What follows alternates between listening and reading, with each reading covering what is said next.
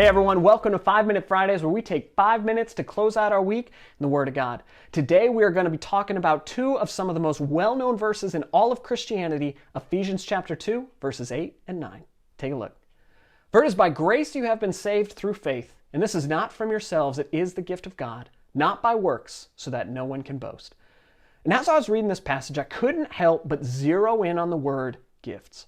Because what season are we in right now? That's right, it is pre-Christmas. All right, we are in November, which comes before December, which comes with Christmas. We are so close to being done with 2020. It is so exciting. I got my Christmas shirt on, even telling you all Merry Christmas right back here. We may seem like we're a little early, but if you're going to Costco, that stuff has been up for months, all right? So it is pre-Christmas time. Gifts are a-coming. And as I was thinking about the Christmas season and how our culture approaches it and all the gifts and sort of things that are coming in, you have to remember about Santa Claus. And with Santa Claus, what happens?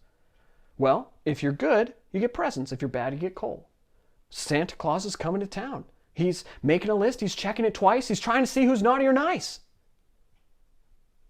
Our culture has created this image of receiving gifts for being good.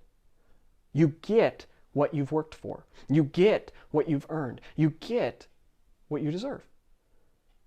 And as I was thinking about that and kind of just thinking on, where's our culture at with any of that sort of thing? Our human nature is kind of similar to that. We want to earn what we have. We want to work for what we're given. It's always nice to get free stuff, but when you can put in the time, effort, and energy and you're rewarded for what you've done, that's awesome. Nothing beats that. That is so cool. But as we continue to look at that sort of thing, as we continue to look at what we can earn, it doesn't really fit into the model that God has laid out for us. You see, because when we talk about working for what we have, all right, in its purest form, you could label that as being justice. You know, you get what you deserve. If you work for it, this is what you get for it. That's justice. That doesn't really work with God, because if we were to get what we deserved, we're told the wages of sin is death. All right, the payment for sin is you must die and you must go to hell forever. We don't have to do that. God works a little differently, and I don't want to go to hell, so I'm glad he does. All right, then you get to mercy. Okay, and that's another term that gets thrown around with God a lot. All right, there's mercy. And what is mercy? Mercy is not getting what you deserve. So mercy would be, well, you don't have to go to hell. And I mean, that's okay. That sounds better. But God took it up a notch. God is like, no. I'm not acting in justice with y'all. I'm not acting in mercy with y'all. I'm going to act in grace. And what grace is grace is being given what you do not deserve. That's the gift that God is giving to us. The gift of grace. We don't deserve it. We didn't earn it. It was all by the work of Jesus. By Jesus, who on Christmas, we celebrate him coming to this world. We celebrate him being born just like you and I were.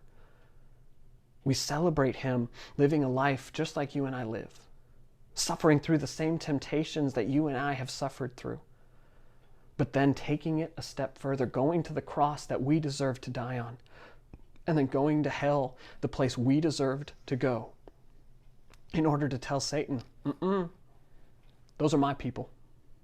Those are my guys. Those are my girls. Those are my brothers and sisters. So that when he came back, he could declare to all of us, I have defeated death. I have defeated sin. I have defeated the power of the devil. You are new creations in me. That's grace. And it's freely given. Because if you stack up all the good things you've done versus all the bad things you've done, let me go ahead and spoil that little decision for you. That is so very much so going to be weighed towards the bad. None of us are good people on our own. Not by God's standards. But God took care of it. God gave his son to be the perfect sacrifice. God gave us grace, which is God's riches at Christ's expense. God loved you so much that he gave his one and only son for you.